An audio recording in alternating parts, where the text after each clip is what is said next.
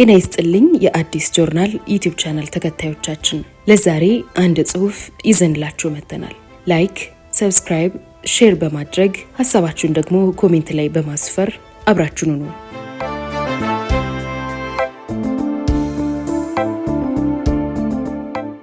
አሳዳጁ ሲሳደድ፣ ትውልድ ያናወጠ ጦርነት ትዝታና ትውስታ። ከሻለቃ ንጋቱ ቦጋለ።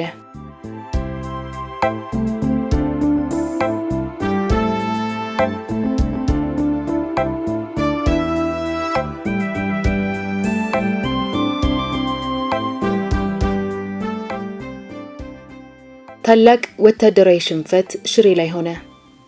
በጠላት ጥንካሬ ሳይሆን በወገን ወታደራዊ መሪዎች አመራር ጉድለት የደረሰ ሽንፈት ነበር። ጦሩን እንዲመሩ ኃላፊነት ከተሰጣቸው ማግስት ሽንፈትን በመረጡ መሪዎች የደረሰ ለታሪክም ሆነ ለትምህርት በማይመጥን ወታደራዊ ታክቲክና ስትራቴጂ ድክመት የሆነ አሳፋሪ ሽንፈት ነበር።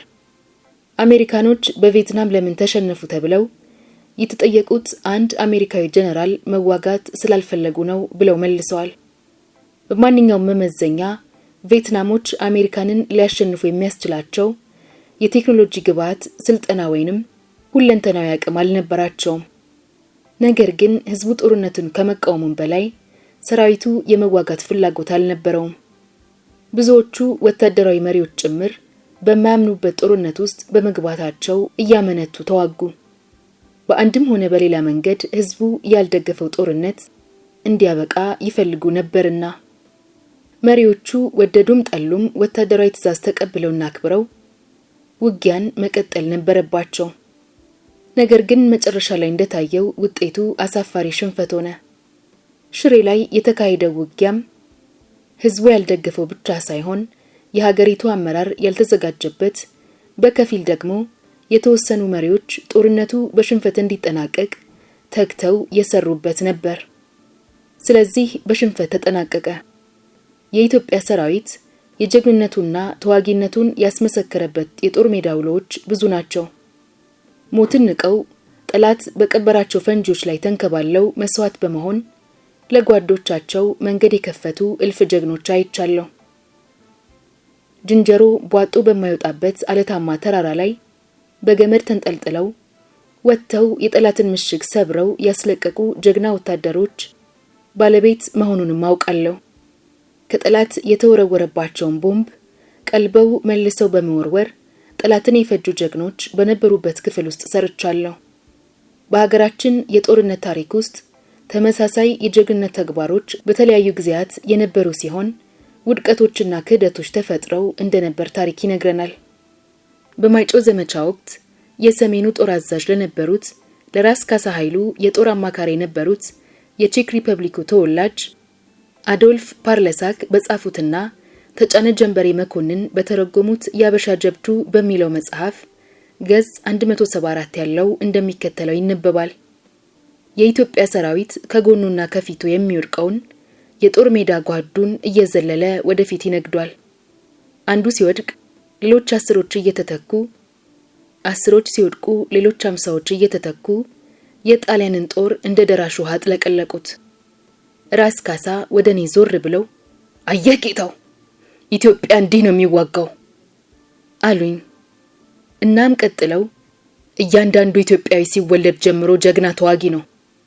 አንዴ ውጊያ ውስጥ ከገባ በዚህ ምድር ላይ ምንም የሚያቆመው ኃይል የለም አሉኝ።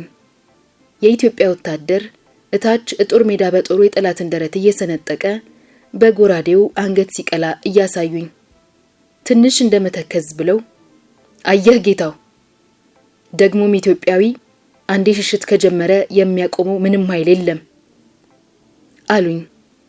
እኛ ከቆምንበት አፈፍ ጀምሮ እንደ ጎርፍ ቁልቁል እያጓራ የሚወርደውን የኢትዮጵያ ሰራዊት መንገድ እየለቀቁለት አስገራሚ እይታ ነበር። በሽሬ እንዳስላሴ የመጨረሻው የውጊያ ቀናት አይኔ ያየውን ማመን እስኪያቅተው የሆነው ልክ ራስ ካሳ እንዳሉት ነበር። አንዴ ሰራዊቱ ማፈግፈግ ሳይሆን መሸሽ ከጀመረ ማስቆም አይቻልም። የሚሸሽ ጦር ደግሞ ምንጊዜም ለጠላት ጥቃት የተጋለጠ ነው። ያልተደራጀ ማፈግፈግ ሽሽት ሲሆን አደጋው ለጠላት መጋለጥ ብቻ ሳይሆን በተናጠል የሚጓዘውን በውጊያ በምግብና በውሃ ጦት የደከመውን ሰራዊት ለመዝረፍ ለሚያደቡ ሽፍቶችም ጭምር ያጋልጣል። ከሽሬ እንዳስላሴ ተበታትኖ የወጣው ሰራዊት በአብዛኛው የገጠመው ችግር ይኸው ነበር። ሰብረን ለመውጣት ያደረግነው የመጨረሻ ውጊያ እንዳባጉና ላይ ካበቃና ሰራዊቱ ከተበታተነ በኋላ አወጣጣችን በተለያዩ አቅጣጫዎች ሆነ። በእኔና በኩሩ መረጃ መኮንን ሻለቃ ጉዲሳ የተመራው ቃኝ ቡድን አንዱ ነበር። የእንዳባጉናን የጠላት ከበባ ጥሰን ከወጣን በኋላ ወደ ጎንደር አቅጣጫ ጉዞ ጀመርን። ጥቂት እንደተጓዝን ሻለቃ ጉዲሳ ቃኞቹን ይዞ ወደ አስመራ አቅጣጫ ለመሄድ ወሰነ። ሻለቃ ጉዲሳ ቤተሰቡ አስመራ ስለሚገኝ ወደዚያ ለመሄድ የወሰነው በዚሁ ምክንያት ይመስለኛል። አቅጣጫው እንደገና የጠላት መስመር በመሆኑ መሄድ እንደሌለበት አሳሰብኩት። ይመራቸው የነበሩት ቃኞች የአካባቢው ልጆች በመሆናቸው መውጫ መግቢያውን እናውቀዋለን ብለው እንዳሳመኑት ነገረኝ። እኔ ከመመራው ቡድን ጋር ጥቂት ኪሎሜትሮች አብረን ተጓዝን። በመጨረሻ ላይ ለኔም ሆነ አብሮ ለነበሩት አባላት ሳያሳውቁኝ ጨለማውን ተገን አድርጎ እንደተለየን ተረዳን። መኮንኑ የሚያስተባብረውን ቡድን መንገድ ይመራ የነበረው ቀደም ሲል ከጠላት ወጥቶ ወደ ወገን የተቀላቀለው ወዶ ገብ ሲሆን ታድሶና ስልጠና ተሰጥቶት የኮሩ ቃኝ አባል የሆነው የአካባቢው ተወላጅ ነበር። በመጨረሻ ላይ ጠላት ደፈጣ ላይ ወስዶ ዳረጋቸው። የኮሩ ቃኞች የተለያየ ስልጠና የተሰጣቸውና ጥሩ ተዋጊዎች የነበሩ ቢሆንም ድንገተኝነት ያገኘውን ጠላት መቋቋም ባለመቻላቸው ተበተኑ። የኮሩ መረጃ መኮንንም በዚህ ውጊያ ተሰዋ። ቀሪዎቹ በጠላት እጅ ወደቁ። የደረሰውን የክደት ታሪክ የነገረንም ከውጊያ አምልጦ የተቀላቀለን አንድ የኮሩ ቃኝ አባል ነበር። ከሽሬ እንዳባጉና የመጨረሻው ውጊያ በኋላ ፈቃደኛ የሆኑ መኮንኖችና ወታደሮችን በማደራጀት ጠላት በሚገጥመን ቦታ ሁሉ እየተዋጋን ለመውጣት የሚያስችለንን አቋም አደራጀን። በእኔና በሌሎች ሁለት መኮንኖች መሪነት ወደ ጎንደር ለመውጣት ባደረግነው የሞት ሽረት ትግል አስገራሚና አሳዛኝ ገጠመኞችን አሳልፈናል። ጓዛችንን ቀን ከለላ ይዘን ማታ ላይ ደግሞ ወታደራዊ እንቅስቃሴ ወቅት ልንከተል የሚገባቸው የጥንቃቄ እርምጃዎች እየወሰድን ነበር። በሂደቱ የሚገጥሙንን የጠላት ደፈጣዎች የቻልነው እየደመሰስን ከአቅማችን በላይ ሲሆን አቅጣጫ እየለወጥን ከትግራይ ክፍለ ሀገር ወጥተን ጎንደር ክልል ጠገዴ አውራጃ ገባን። ለቀናት እየተዋጋን ተጉዘን ስለነበር የውሃ ጥሙና ረሃቡ አዳከመን። የሚበላና የሚጠጣ ነገር ለማግኘትና ከተገኘም ሁሉም ሰው እንዲዳረሰው ማድረግ ስለሚኖርብንና አቅጣጫችንን ከጠላት ለመሰወር ስንል በመንገዳችን ላይ ወደ ነበሩ መንደሮች በተናጥል መግባት እንዳይኖርና ያለ ትዕዛዝ ጥይት እንዳይተኮስ ከልክለናል። በመጨረሻ ምሽት ላይ አንድ መንደር አካባቢ ስንደርስ ከሩቅ ርቀት የከበሮ ድምጽ ሰማን። ሁኔታው አደገኛ ስለሚሆንና ማንነታቸውን ካወቁ ለጠላት መረጃ ሰጥተው ሊያስከብቡን ስለሚችሉ አቅጣጫ ለመለወጥ ተገደድን። ወቅቱ ጨለማ ስለነበር ከመካከላችን ሁለት ወታደሮች ትዕዛዞችን በመጣስ ተደብቀው ምግብ ፍለጋ ወደ መንደር ይዘልቃሉ። የከበሮን ድምጽ ተከትለው ወደ ሱርጉ ቤት ጎራ በማለት የሚበላና የሚጠጣ ጠይቀው ይሰጣቸዋል። ከቀናት በኋላ ያገኙትን ምግብ ተስገብግበው እየበሉ እያለ ቤት ውስጥ የነበሩ ወንዶች መሳሪያቸውን ለመቀማት ያሴራሉ። የተራቡት ወታደሮችም ምግባቸው ላይ እያተኮሩ በድንገት ሚጥሚጣ አምጥተው ወታደሮቹ አይን ላይ ይበትኑባቸዋል። አይኖቻቸው ተቃጥሎ ሲጫጫሁ መሳሪያቸውን በመቀማት ያባሯቸዋል። እየተደናበሩ ወደ ወገን ከደረሱ በኋላ በሚጥሚጣ የነደደ አይናቸው በተገኘው ውሃ እንዲታጠብ ተደርጎ ድርጊታቸው ለሌሎች ትምህርት እንዲሆን አስጠንቅቀን ጉዟችንን ቀጠልን። በደረሰባቸው ጥቃት ሰርገኛው ላይ ቂም የቋጠሩት ወታደሮች ከጓደኞቻቸው ላይ የእጅ ቦምቦችን በመውሰድ ለሁለተኛ ጊዜ ሳያሳውቁን ወደ ሰርጉ ቤት ሾልከው ይሄዳሉ። ቦታው ላይ እንደደረሱም ድግሱ ላይ በነበረው ሰርገኛ ላይ ቦምብ ወርውረው አምልጠው ይመለሳሉ። በቦምቡ ፍንዳታ ብዙ ሰው እንደተጎዳና በዚህ ምክንያት ከሽሬ እየተንጠባጠበ ይወጣ የነበረውና በኋላ ጥምና በረሃብ በተጎዳው ጦር ላይ የአካባቢው ሕዝብ የበቀል እርምጃ መውሰዱን አምልጠው ከወጡ ወታደሮች ተረዳን። በተጨማሪ መንገድ እንዲመራን ከአንድ መንደር አስገድደን የያዝነው ገበሬ ሰርግ ላይ በወታደሮች ቦምብ መወርወሩን ብዙ ሰዎች መቁሰላቸውን አረጋገጠልን።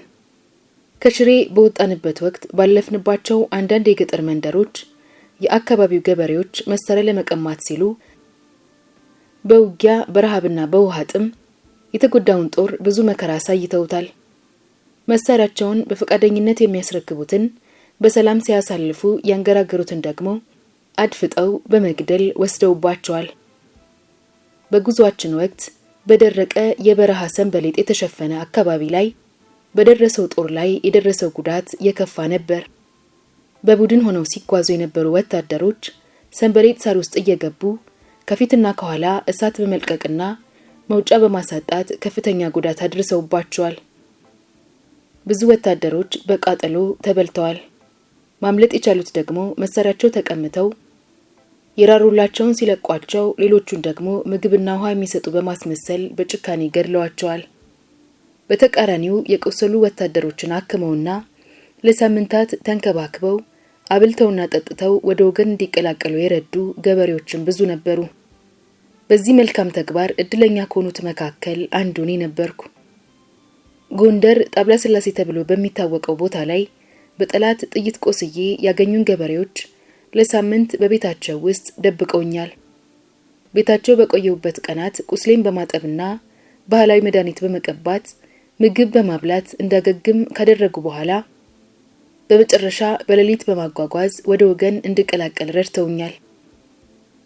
ሽሬ ላይ የተደመሰሰው የ604ኛ ኮር ሰራዊት ከተበተነ በኋላ በተለያዩ አቅጣጫዎች የወጣ ቢሆንም እኔን ጨምሮ ከውጊያው የተረፈው አብዛኛው ሰራዊት ጎንደር መግባት ችሏል።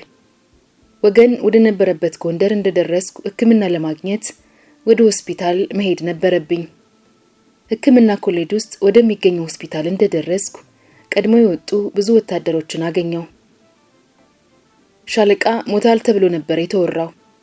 እንኳን ተርፈ ለዚህ በቃ ያለኝና ስሜቱን በለቅሶ ጭምር የነገረኝ ሆስፒታል ያገኘሁት አንድ ወታደር ሆድ ያስባሰኝና ያስለቀሰኝ መሆኑ ትልቁ ትዝታዬ ነው። ከሽሬ ቆስለው የወጡ ብዙ ወታደሮች ጎንደር ደርሰው ሆስፒታሉ ባዘጋጀው ድንኳን ውስጥ እንደሚገኙ ነገረኝ። ሕክምናዬን ጨርሼ ተመልሼ እንደምጎበኛቸው ቃል ገብቼለት ተለያየን። በቃሌ መሰረት ቁስለኞቹ ወደሚገኙበት 2 ትላልቅ ድንኳኖች አመራሁ። ብዙ ቁስለኞች አልጋ በመጥፋቱ መሬት ላይ ጭምር ተኝተዋል። ሻለቃ እንኳን ተረፉ በማለት ከተኙበት ነቃ ነቃ እያሉ መልካም ምኞታቸውን ገለጹልኝ። ሁሉንም እየተዘዋወርኩ ጨበጥኳቸውና አበረታታዋቸው። ሁላችንም ሆድ ባሰንና ተላቀስን። ውጊያውን ከጀመርንበት ቀናት አንስቶ በሽንፈት ከሽሬ እስከወጣንበት ድረስ የተቀበልነው መከራ ቀላል አልነበረም። በጀግንነት ተዋግተው የተሰዉ ጓደኞቻችንም ብዙ ናቸው። በዩኒቨርሲቲ ሆስፒታል ውስጥ ያሉትን ቁስለኞች ሁሉ ከጎበኘውና በቂ ሕክምና ያገኙ ስለመሆኑ ሌሎች ችግሮች ካሉባቸው እንዲነግሩኝ ጠይቄ ያሉበትን ሁኔታ ለበላይ ለማስረዳት የምችለውን ነገር ሁሉ እንደማደርግ ነገርኳቸው። ቆስለው ከተኙት መካከል አንድ መኮንን እጁን አወጣና ሻለቃ በሕይወት በመገናኘታችን እግዚአብሔርን አመሰግናለሁ። ስለ ጎበኘህንም እናመሰግናለን። ከመጀመሪያውኑ ጠላት በውጊያ በልጦን ሳይሆን የተሸነፍነው መሪዎቻችን ባደረሱብን የአመራር በደልና ድክመት ነው። ብዙዎች ለጠላት እጃቸውን ላለመስጠት የሚችሉትን ያህል ፈርፍረው ተሰውተዋል። ሌሎቻችን ብዙ መከራ ተቀብለን ወደ ወገን መግባት ችለናል። እዚህ ከደረስን በኋላ የተደረገልን እርዳታ ፈጽሞ በቂ አይደለም። ተጥለናል ማለት እችላለሁ። ቁስለኞች ሆነን ሳለ በቂ ምግብ የለም። ሕክምናም በወቅቱ አናገኝም። ውሃም ሆነ የሚለወጥ ልብስ ባለማግኘታችን እስካሁን ያለነው አካላችን ላይ ባለቀው የጦር ሜዳ ልብሳችን ነው በማለት ስሜታዊ ሆኖ እንባ የተናነቀው ንግግሩን ለማቆም ተገደደ። የምችለውን ለማድረግና ለሚመለከተው ሁኔታውን ለማስረዳት ቃል ገብቼ ተስፋ እንዳይቆርጡ በማበረታታት በሰማሁት ሁኔታ ስሜቴን መቆጣጠር ስለተሳነኝ ተሰናብቻቸው ወጣሁ። ታሪካችን በእንደዚህ አይነት አሳዛኝ ሁኔታ ተቋጨ። ወታደሮቹ ከተኙበት ድንኳን እንደወጣሁ አንድ የቆሰለ መኮንን ተከተለኝና ሻለቃ ዳግም እንኳን ለዚህ በቁ ለማለት ነው። እኔ ጠላት ሳይሆን የወገን ጦር ሊገድሎት ይችላል ብዬ ነበር የሰጋሁት። ምክንያቱም ሰራዊቱ በተበተነ ቁጥር እንደገና ለማቋቋምና ለመመለስ በሚያደርጉት ጥረት ተስፋ የቆረጠ ወታደር ሊተኩስቦት ይችላል የሚል ስጋት ነበረኝ አለ። ሽሬ ላይ ውጊያውን ሳስተባብር ተመሳሳይ ስጋት የነበራቸው መኮንኖችና ወታደሮች በተደጋጋሚ በአካል መጥተው እንድጠነቀቅ ነግረውኝ ነበር። ወራሪውን የሶማሌ ጦር በመመከት በመልሶ ማጥቃት ከግዛታችን ጠራርጎ ያስወጣው ጀግናው ሰራዊታችን ውጊያ ላይ በነበረበት ወቅት መሪዎቹን ከኋላ የመምታት ሁኔታ ተከስቶ እንደነበር ይታወሳል። በወቅቱ እንደ ዋና ምክንያት ይነገር የነበረው የፖለቲካ ልዩነት የፈጠረው ክስተት እንጂ የሰራዊቱ የዲሲፕሊን ችግር አልነበረም። ወታደራዊ ትዝታቸውን የጻፉ አብዛኞቹ የቀድሞ ሰራዊት አዛዦችና የፖለቲካ መሪዎች የኢትዮጵያ ሕዝብ አብዮታዊ ሰራዊት ኢሃፓ ተብሎ የሚታወቀው ተቃዋሚ ኃይል በጊዜው የነበረውን ወታደራዊ መንግስት ለመጣል ይታገል ስለነበር የሶማሌን ወረራ በመሳሪያነት ተጠቅሟል ብለው ይከሳሉ። ለክሳቸው ዋና ምክንያት የወታደራዊ መንግስት የጀርባ አጥንት የሆነው ሰራዊቱ በመሆኑ በጦር ሜዳ ሽንፈት እንዲገጥመው ይፈልጉ ነበር የሚል ነው። በሰራዊቱ ውስጥ የነበሩት የኢሃፓ አባላት ጦሩ እንዲበተን መሪዎችን ከጀርባቸው በመምታት መግደላቸውን፣ ድርጊቱ የተፈጸመበትን የጦር ግንባርና የተገደሉ መኮንኖችና ወታደሮችን ስም በአስረጅነት በመጥቀስ ገልጸዋል። ይኸው ክስ በሰራዊታችን ታሪክ ውስጥ እንደ ጠባሳ ሆኖ የሚነገር የዲሲፕሊን ችግር ነበር። በኢትዮጵያውያን ባህልም ሆነ ሰራዊቱ በተቀረጸበት ዲሲፕሊን መርህ አኳያ መሪዎቹን ያከብራል። ሰራዊቱ ምንም ያህል በደል ቢደርስበት መሳሪያ አንስቶ አለቆቹን የገደለበት ተጋኖ የሚነገር ታሪክ አልነበረም። በተቃራኒው መሪዎቹ በውጊያ ላይ በጠላት ጥይት እንዳይመቱ ወይንም ቆስለው ከሆነ እንዳይማረኩ ከፍተኛ መስዋዕትነት ከፍሎ የዳነበት አጋጣሚ ብዙ ነው። በግል የገጠመኝ ሁኔታ የዚሁ ታሪክ አንድ አካል ነው። ሽሬ ሰልክላካ ላይ አሞራ ገደል ተብሎ የሚታወቀውን ቁልፍ መሬት ላለማስያዝ ጥቂት መኮንኖችን ይዤ እያስተባበርኩ ነበር። በውጊያው ከተሰዉ የወገን ወታደሮች የወሰዱትን የሰራዊት ደንብ ልብስ የለበሱ የጠላት ወታደሮች ከወገን ጦር ጋር ተቀላቅለው ስለነበር በአለባበሴና እያስተባበርኩ በነበረው ሁኔታ መሪ መሆኔን የለዩ ሰርጎ ገቦች በሩቅ ርቀት ነጥለው ለመምታት ያደረጉትን ሙከራ ከኔ ዕውቀት ውጪ ወታደሮች አክሽፈውታል። ጥበቃ ያደረጉልኝ የነበሩት ወታደሮች ከማየታቸው በፊት ምሽግ ላይ የነበረው አንድ ወታደር ቀድሞ በማየቱ እንዳዳኝ አንበሳ ዘሎ ላይ ከተከመረብኝ በኋላ ምሽግ ውስጥ ገፍቶ ወረወረኝና ከጠላት ጥይት ኢላማ አዳነኝ። በወቅቱ ራሱን ለጠላት ጥይት አጋልጦ የነበረ ሲሆን ተንከባሎ ቦታ በመቀየር ፈጥኖ ተኩስ በመክፈቱ ሌሎች ወታደሮችን አነቃ። ወዲያውኑ ከያቅጣጫው ከወገን ወታደሮች ፈጣን ምላሽ በመሰጠቱ ሰርጎ ገቡን መተው አስቀሩት። የተፈጠረው ሁኔታ ለኔ አስደንጋጭ ቢሆንም እኔን ለማዳን የተወሰነው እርምጃ መሆኑን የተገነዘብኩት ከመረጋጋት በኋላ ነበር። አጋጣሚው ወታደሮቻችን ለመሪዎቻቸው የነበራቸውን አክብሮትና ጥበቃ ዳግም ያረጋገጥኩበት ትዝታዬ ነው። ለዛሬ አበቃን።